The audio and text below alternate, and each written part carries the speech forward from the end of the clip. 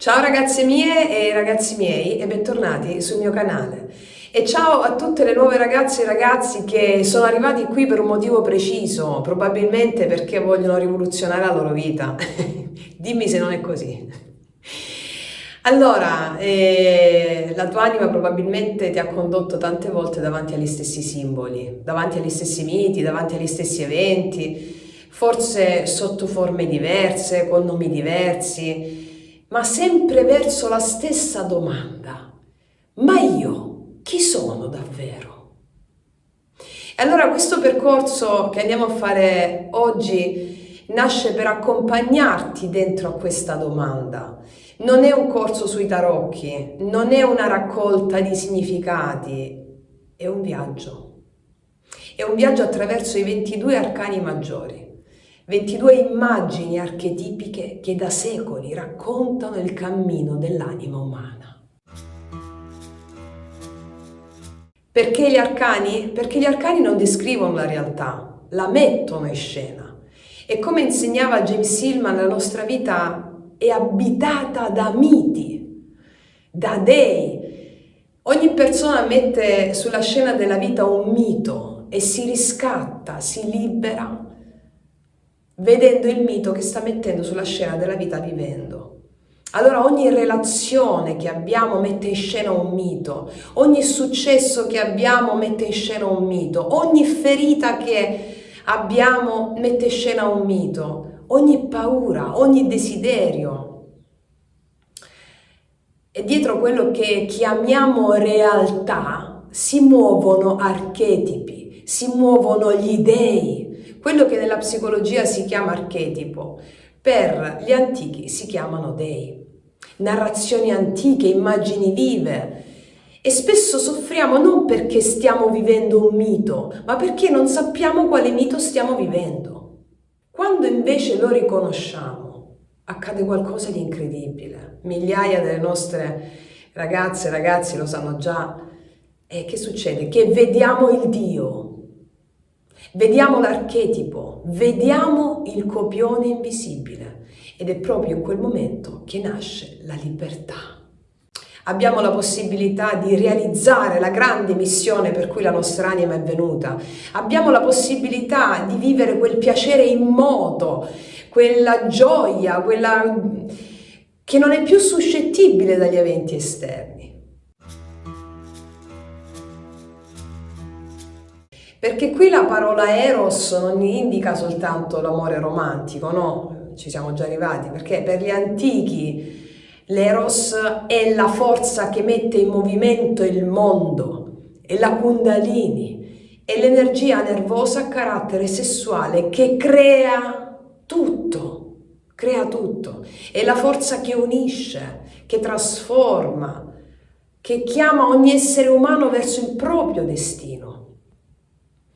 Questo percorso è quindi un viaggio erotico nel senso più sacro del termine, un viaggio verso ciò che ti rende vivo, viva.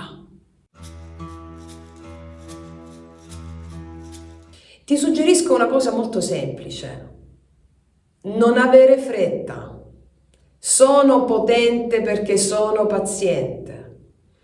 Magari non ascoltare tutti gli episodi insieme.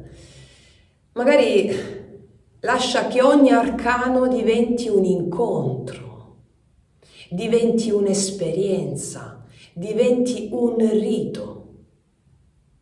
Per esempio, potresti dedicare un giorno a ogni arcano, oppure una settimana ad ogni arcano, oppure il tempo che senti necessario. Cioè non esiste una regola, non esiste una prestazione, non c'è nulla da completare, c'è soltanto qualcosa da vivere. Ti consiglio di procurarti un quaderno speciale, un diario speciale, un quaderno rituale. Magari è bello scegliere proprio un quaderno che ti piaccia particolarmente, no? Che diventi il compagno di questo viaggio. Allora ogni volta che ascolterai un episodio, tienilo vicino a te. Perché durante il percorso incontrerai molte domande, ti farò delle domande. Le domande sono importanti, importantissime, forse più delle risposte. Allora, non cercare di rispondere subito. Lascia che la domanda e le domande lavorino dentro di te. E poi annota quello che emerge, annota le immagini, annota i sogni che farai, perché ne farai tanti, molto simbolici, annota i ricordi, annota le sensazioni, le frasi, coincidenze, perché? Perché l'anima parla per immagini, non parla a parole come facciamo noi, parla per immagini. Le immagini, che sono quello che ti accade anche, oltre ai sogni, oltre a quello che ti accade come immagini, l'anima è l'atto stesso dell'immaginare, come diceva James Hillman. E quindi annota tutto. Questo è forse il consiglio più importante. Non cercare di capire con la mente razionale, ma piuttosto comprendo. Porto con me, perché le grandi verità non vanno capite, e nemmeno spiegate, vanno contemplate. Allora porta con te, comprendi.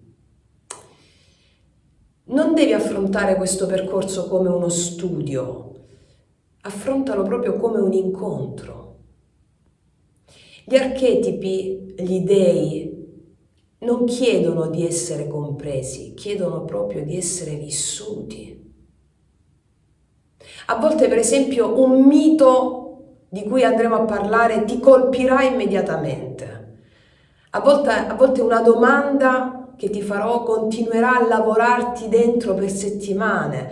A volte un episodio sembrerà magari non dirti nulla, e poi magari mesi dopo scoprirai che stava già lavorando dentro di te. Allora, lascia che accada.